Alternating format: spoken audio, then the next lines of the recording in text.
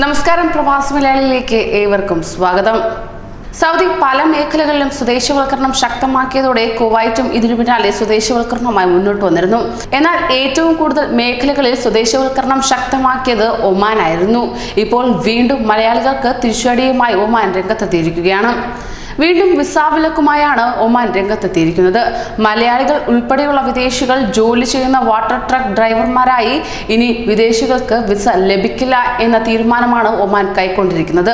നിലവിൽ ജോലി ചെയ്യുന്ന വിദേശികൾക്ക് പകരം സ്വദേശികളെ നിയമിക്കണമെന്നും മാനവ വിഭവശേഷി മന്ത്രി ഷെയ്ഖ് അബ്ദുള്ള ബിൻ നാസർ അൽ ബക്രി പുറത്തിറക്കിയ ഉത്തരവിൽ വ്യക്തമാക്കുന്നുണ്ട്.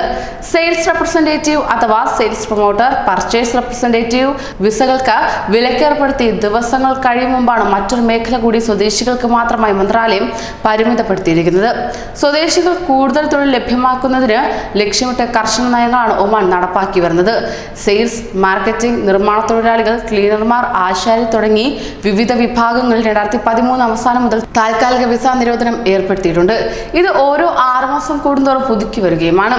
ഈ മേഖലകളിലേക്ക് കൂടുതൽ സ്വദേശികളെ നിയമിക്കുന്നതിന്റെ ഭാഗമായാണ് വിസ നിയന്ത്രണം ഏർപ്പെടുത്തിയിരിക്കുന്നത് തന്നെ. സ്വദേശവൽക്കരണത്തിന്റെ കാര്യക്ഷമത ഉറപ്പുവരുത്താൻ മന്ത്രാലയം ഓൺലൈൻ സംവിധാനവും ആരംഭിച്ചിരുന്നു. ഒമാൻ പ്രവാസികൾക്ക് ഒരു തസ്തികയിൽ കൂടി ജോലി ചെയ്യുന്നതിന് വിലക്കുണ്ട്.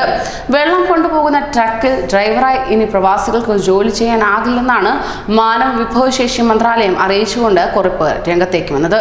ഇനി മുതൽ വെള്ളം കൊണ്ടുപോകുന്ന ട്രക്കുകളിൽ ഒമാൻ പൗരന്മാർക്ക് മാത്രമേ ജോലി ചെയ്യാനാകൂ എന്ന് മാനവ വിഭവശേഷി മന്ത്രി ഷെയ്ഖ് അബ്ദുള്ള ബിൻ നാസർ അൽ ബക്രി വ്യക്തമാക്കി.